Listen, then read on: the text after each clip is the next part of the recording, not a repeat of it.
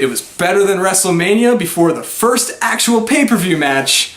Welcome to the Daily Neitz. This is a daily look at classic films, modern cinema, and today, the world of professional wrestling. We're going to talk about WWE Payback 2016, which just finished up. Overall thoughts on the show? Great.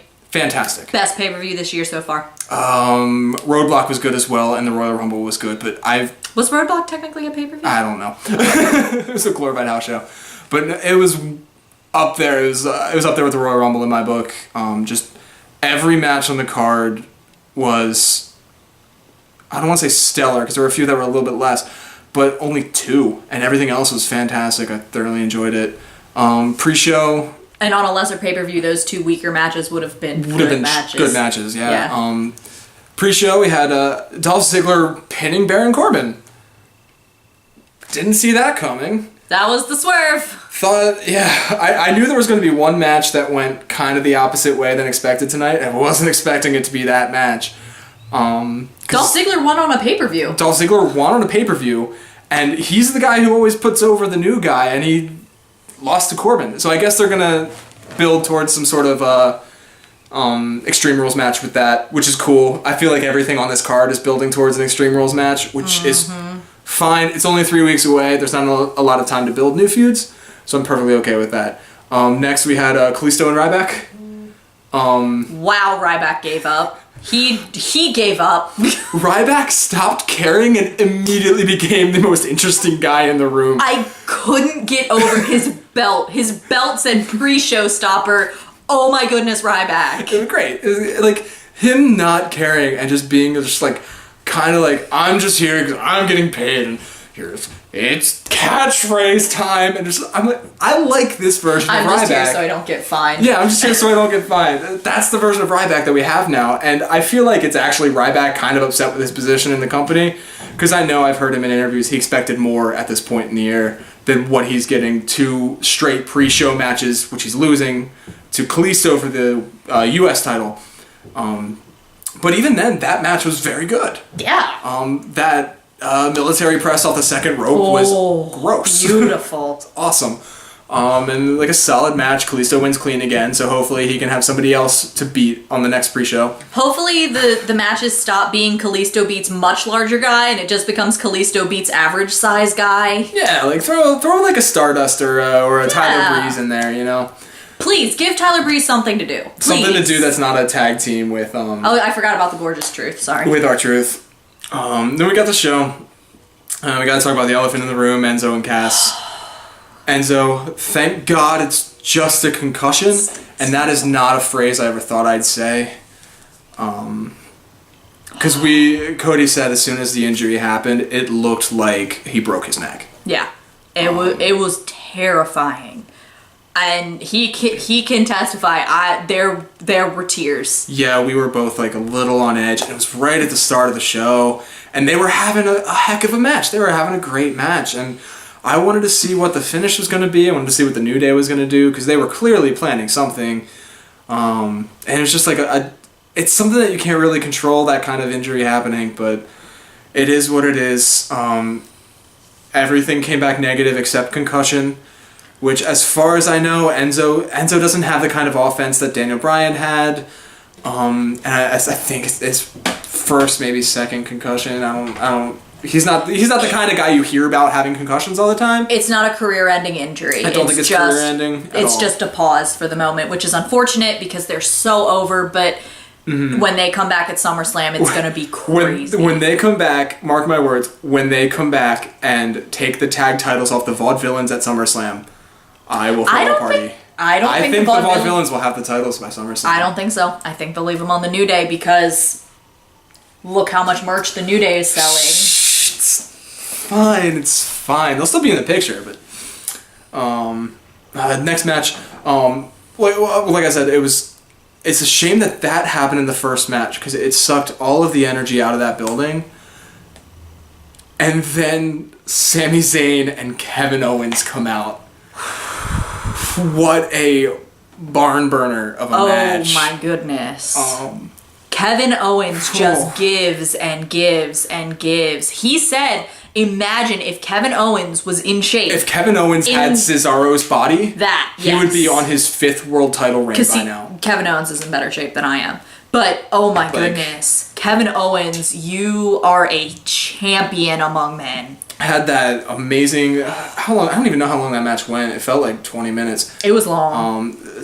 Wonderful, wonderful match with Sami Zayn. Wins it because Sami Zayn is the underdog. He'll get his win probably at SummerSlam.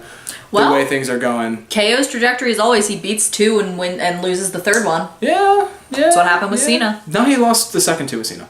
Did he? I thought he lost the... He only won the first one. Oh, okay. But Kevin Owens is my MVP tonight because he did that match, had a great segment in the middle of the ring with Byron Saxton, and then sat down and did commentary. Oh my goodness, Kevin Owens. He is the most well-rounded wrestler in the company right now. I love him so good in the much. ring. He is so good on the microphone, and he has stamina for days. Again, if he had Cesaro's body, he wouldn't be fighting for the IC title. He'd be wrestling AJ Styles defending his world title. Yeah. And Roman Reigns would be in his spot. Kevin Owens and AJ Styles. It'd be a good match. I want it. It'd be a really good match. Get on that, creative. So he hops on commentary, and then we've got Cesaro and The Miz. Not quite as good, but Cesaro is incredible. Yeah. He had, what did I count, 18 swings? No, yes. It was less than that. 15 or 16 swings. The crowd got up to 21, 22 because they don't know how to count properly. They just like yelling numbers. But massive swing segment, which we haven't seen him do that since he came back. He's done a few, but not like double digits. So it's good to see him back. And then finish. And you know what, too? Props to The Miz for not immediately vomiting after that. He wanted to. You could tell he wanted to. And The Miz and Maurice are becoming very strong heels. Yeah. They work. Maurice is what The Miz needed. Because he was just kind of getting stale. And now that she's in the picture, they have that dynamic to work on. They can gross us out with how much they love each other. Get off of me. Yes, dear. And then just like be tool bags. And I also appreciated the way they finished that match. With Miz tapping because Cesaro, yes, should win the match. But Miz tapping because Sami Zayn and Kevin Owens are fighting on the ring apron still. It's just like a smart finish. Fight forever. Great booking to finish that match. It looks like it's setting up a 4-way for the IC title. Yes. That's my hope. That's what it looks like now. We'll find out more probably tomorrow or next week. But that's what I want to see. Because that would be great. 4-way, maybe even a ladder match. They just did a ladder match for that title, though. Yeah, they did. Maybe. They'll do something at Extreme Rules. What's the thing with the pods, the elimination chamber? No. Oh, because the last one went so well. It's fine. Mark Henry, it's fine. It's fine. It's fine. And then next we had Dean Ambrose and Jericho. This was one of the sour matches for me. It went on about 5 minutes too long. And it went on for about 10 minutes too long for me. And it was poorly placed on the card because you had those first couple matches that were so high energy, and the chaos at the end of the IC title match, and then it's like Dean and Jericho, 2 guys I love, and I know you love Dean a lot, and they put on a good match. It wasn't a bad match. It was just the placement on the card. I was tired. She had just finished making dinner and we were eating, and it was the pee break match. Which is unfortunate because you never think Dean Ambrose and Chris Jericho are in the pee break match. It was just... Jericho should not be in the position he's in right now. Jericho should be, at most, mid-card putting new talent over. He should not be winning at pay-per-views. He should not be in a match this big at pay-per-views because this match was just... He's 10 years past his prime. This match was just, look at what I can do to this young talent, and that's... Not cool, Jericho. Yeah, calm down. When he first came back and he had that match with Neville in July of last year, it was like a you still got it match. Like, he can show up, I'm still there. But now it's like every match of his is a you still got it match, and nobody's chanting it anymore. And he's like beating Styles at Mania, and at least Dean won tonight. Yes, Dean needed that win. He needed it. But overall, it was really clear that they were just phoning this match in. Yeah. Speaking of phoning in, we've got the women's title match. Natalie and Charlotte. Wow. Way to call back, guys. That sounded like Dean's music. Yeah, right. It felt like they were just booking that match to replay the screw job again. And while I popped super hard when Brett put Rick in a sharpshooter, Yes. it was like those two women, I've seen them put on far better matches without any like contrived finish. You even called out the ref as soon as you noticed him. Yeah, as soon as I noticed that ref, I was like, I always associate that ref with the BS that goes on with Ava Marie down at NXT. And I get that, like, that's his job, He's whatever. the screw job ref. And as soon as he was in there, I was like, oh, there's going to be some wonky finish to this. The thing that bugs me over and over again is you want to talk about Divas Revolution and Women's Evolution and you have the women's belt. Then why, WWE, why are you relying on these old men that don't want to be there to push these two women over? They don't need them. They're stars in their own right. They put on incredible matches. Please send Ric Flair home or to a nursing home where he needs to be because I think there's something wrong with him. Or a rehab center or something. It's not that the WWE needs Ric Flair to get Charlotte over. She can do that on her own. She's a good heel on her own. It's that Rick needs the WWE to stay clean. He needs them to keep his life going, I guess. Because I feel like he's at the point where if he stops, he's just gonna like wither away. He is 10,000 years old. I know, he created wrestling in 4 million AD. BC. I'm good at years. But like, it was that, and then Brett clearly didn't want to be there. He was just doing it because he's still very clearly has issues with the screw job, and then bringing him in and doing another screw job angle didn't sit right with me, and you could tell, like, because he knew what was going to happen, it wasn't like the original one. Yeah. And you could tell the whole match, he was just standing there waiting for the finish. Wasn't a part of it. I expected more during the match of him like trying to wrestle Flair away from the ropes or something like that, and they didn't do it. They just put Flair in a sharpshooter at the end and went to a promo. So again, these women don't need these men. You want to talk about women's evolution? If you want to talk about women's evolution, go back and watch their match at Roadblock.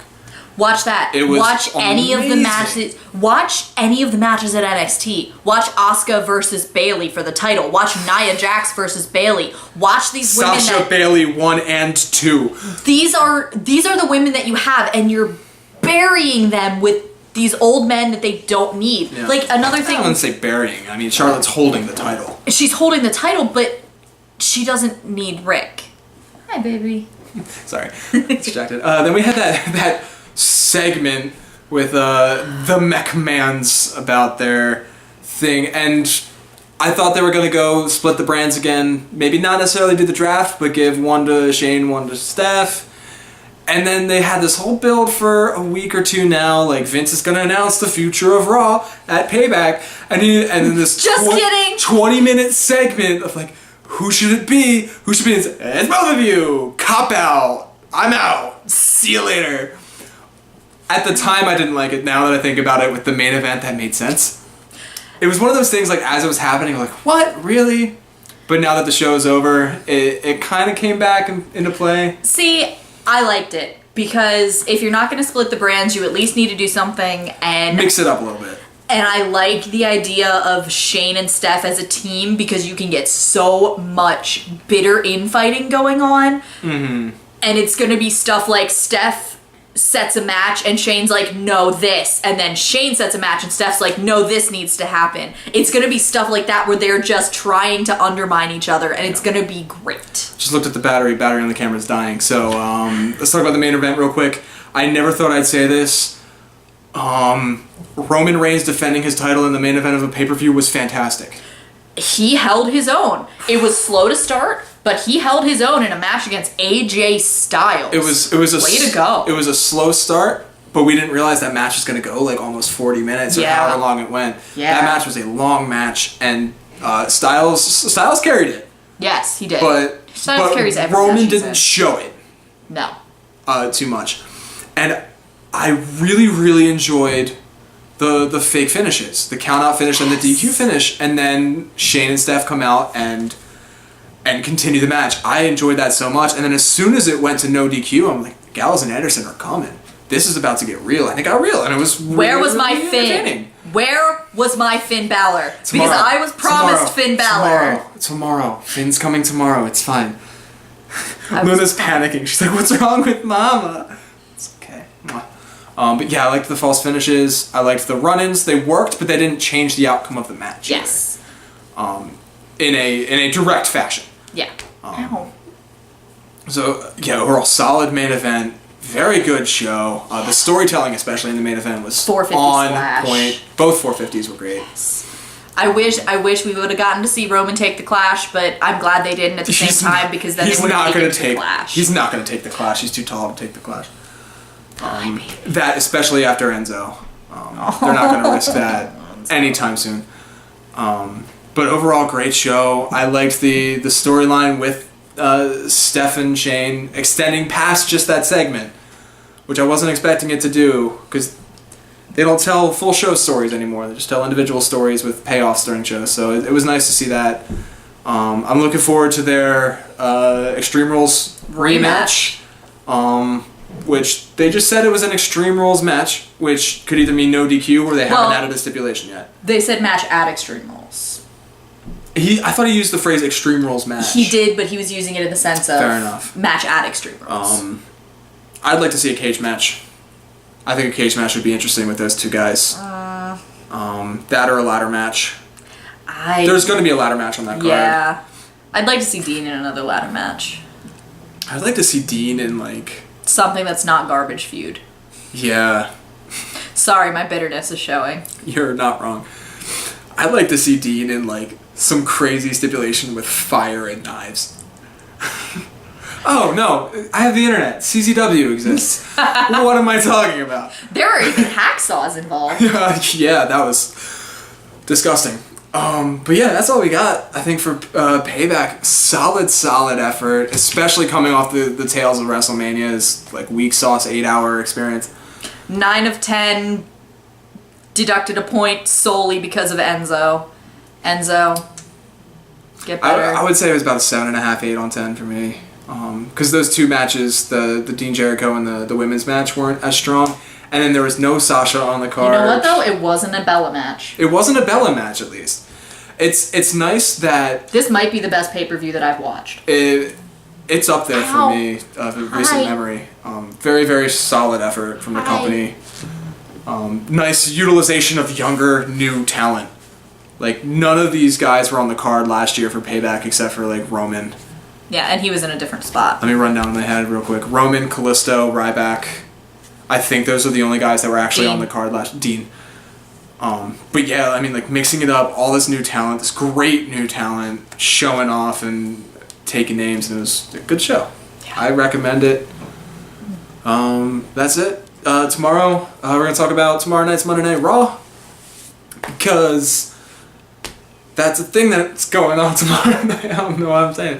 Because New Day Rocks. New Day Rocks. Anyway, like, share, and subscribe. Follow me on Twitter at Daily Neitz. I'll probably live tweet tomorrow night. I didn't do anything today, and it felt nice to just relax and watch a show.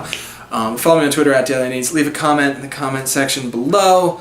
Favorite match of the night and MVP of the night. Let me know. My match of the night was Owens Zayn, and MVP was Owens. MVP Owens, match of the night. Match of the night, we'll go with Owens and Zayn. Yeah. All right. But until tomorrow.